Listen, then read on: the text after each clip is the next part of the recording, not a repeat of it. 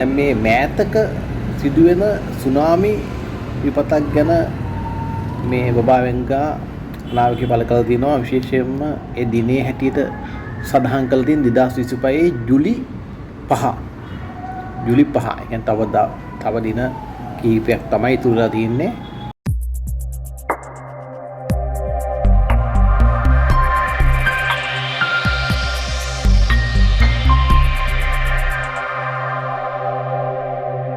අයිබෝන් සුබ දවසක් වේවා සියලුම දෙනාට.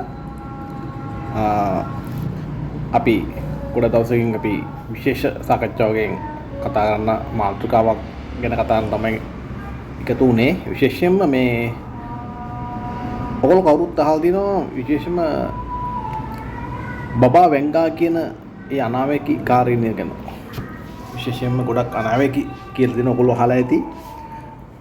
ජපන් මංගා කලාකාරිනිය කියලා තමයි රියෝ ටාට්සුකි කියලා තමයි ඒව කලින් හඳුන්වන්නේ. රියෝ ටාට්සුකි කියලා. පසුව තමයි නම මේ වෙනස් වුණේ බබා වෙන්ගා ලෙස. එතුමිය විසින් විශේෂයෙන්ම ප්‍රධාන අනාවැකි රාශියක් කරලා තියෙනවා. ඒක මම පසුව කියන්නම්. දැන් මේ මෑතක සිදුවෙන සුනාමි විපතක් ගැන මේ බබාවෙන්ගා අනාවකේ පළ කළ තියෙනවා. විශේෂයෙන්ම ඒ දිනේ හැටියට සඳහන් කළ තියෙන 2025 ජූලි 5. ජූලි 5. ඒ කියන්නේ තව දින කීපයක් තමයි ඉතුරුලා තියෙන්නේ. මේ සුනාමියක් එනවා කියලා තමයි කියන්නේ.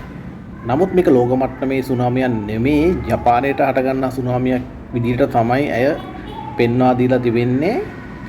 මෙම අනාවැකියට පදනම් වෙලා ගොඩක් දුරට මේ ආසියානු සංචාරකයන් විසින් මේ ජපානයට මේ ගමන් කිරීමේ ඒක කියන්නේ බුක් කිරීමේ ප්‍රතිශතය 83%කින් අඩු වෙලා තියෙනවා මේ අනාවැකිය පදනම් කරගෙන. ඒ කියන්නේ මේ අනාවැකියේ යම්කිසි ප්‍රබලතාවයක් තියෙනවා. ඒ කියන්නේ මේ විශේෂයෙන් බබා වෙන්ගා කියන මේ අනාවැකි කාරණියගේ මේ සුවිශේෂී හැකියාව නිසා වෙන්නේ නැති මේ විතරම් 83%කින් මේ ජපානයට පැමිණෙන ප්‍රමාණය අඩු වෙලා තියෙනවා කියන්නේ.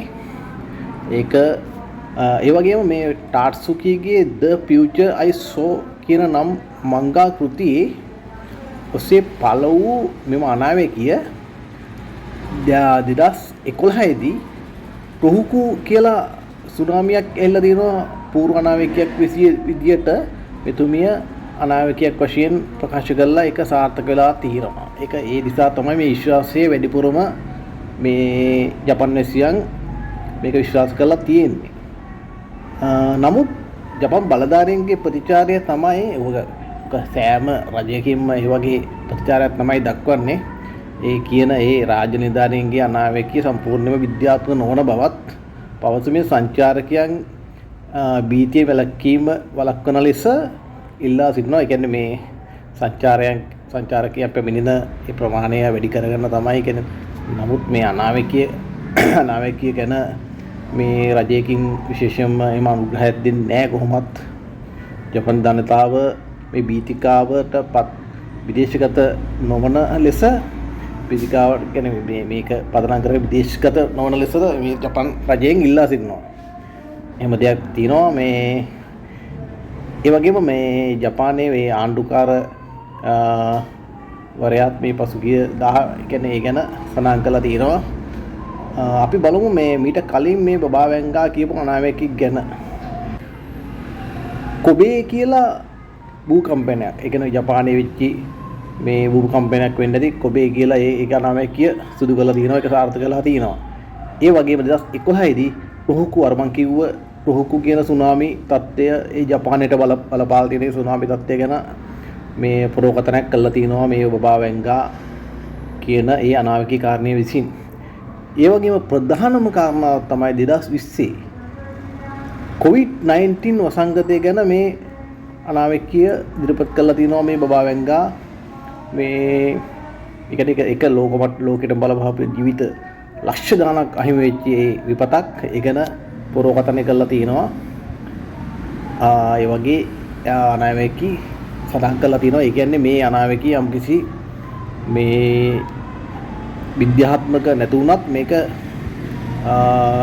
යම්කිසි යම්කිසි කෙනෙකුගේ චිත්තසත්තියේ ප්‍රබලතාවය මත සිදු වෙන්න පුළුවන් මේ ගැන මේ වගේ ප්‍රකට ගායක ප්‍රේට් මර්කූරිගේ මරණය ගැන අනාවැකි බල කරලා ඒක සාර්ථක වෙලා තියෙනවා කියලා ඔය මේ වාර්තාවල සඳහන් කරලා තියෙනවා. ඒ වගේම මේ අනාවැකිය ගැන මෙම අනාවැකියට විද්‍යාත්මක පදනක් නොමැති බවත් භූකම්පන සහ සුනාමි වල නිවැරදි කාලය පූර්වකථනය කළ නොහැකි බවත් විද්‍යාඥයන් අවධානය කරලා තියෙනවා. විද්‍යාඥයන් කවදාකවත් මේ චිත්තසත්‍ය සහ මේ ඥාන මට්ටම් ගැන මේ තැකීමක් දරන්නේ ඒක කොයි රටෙත් ඒක පොදුයි. ඒකට විශේෂයෙන්ම ඔය ඒව නොපෙනෙන බලවේගය විසින් ක්‍රියාත්මක කරන දේවල් අපි හතර ඒක ආගමක් කියලා නැහැ. ඔය සිත දිනු කරගත්තු ඒ අයට ගොඩක් මේ අනාගතය ගැන කියන්න පුළුවන් හැකියාව තියෙනවා. ඒක ප්‍රධාන වශයෙන්ම අපිට මේ ඥාන ස්වභාවයන් වලට දැනෙන දේවල් ඔය හිතන දේවල් නේ දැනෙන දේවල්. ඒක ඇත්තටම කතාව කරොත් දැනෙන දේවල්. ඔක හිතවිල්ලක් නෙමෙයි, ඒක දැනෙන දෙයක්. ඒක ඒ කෙනාට ඒ ඥානය අවදුනාට පස්සේ ඔවා විශේෂයෙන්ම අපේ බුදුරජාණන් වහන්සේට තිබ්බ ඒ ඥාන සම්භාවය ගැන ඔයගොල්ලෝ අහලා ඇති.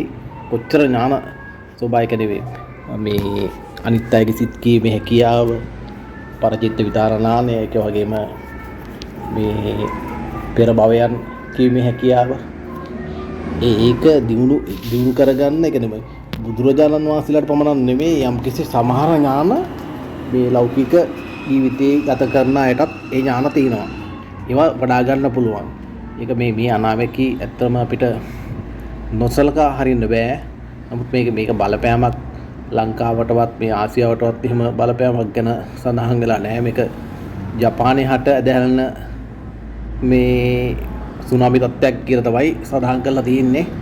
අපි බලමු අපේ මංජුල මාවත වශයෙන් අපි විශේෂයෙන්ම මේ රටේ ලෝකේ දේවල් ගැනත් අපි දේශපාලන තත්ත්වය ගැනත් ඒතර රටේ කියන්නේ ලෝකේ විදේශගත ඒ නිවුස් උත් අපි අරගෙන එනවා ඔයගලන්ට. එහෙනම් අපේ නාලිකාව සබ්ස්ක්‍රයිබ් කරලා නැත්නම් ඔයගොල්ලෝ සබ්ස්ක්‍රයිබ් එකක් දාගෙන ලයික් එකක් දාගෙන අපේ නාලිකාවට එන සුබ දවසක් කියලා සියලුම දෙනාට ප්‍රාර්ථනා කරනවා. යලි හමු වෙනවා මේ වගේ නිවුස් එකකින් හරි අපේ රෙකෝඩින් එකකින් හරි. එහෙනම් සුබ දවසක් වේවා.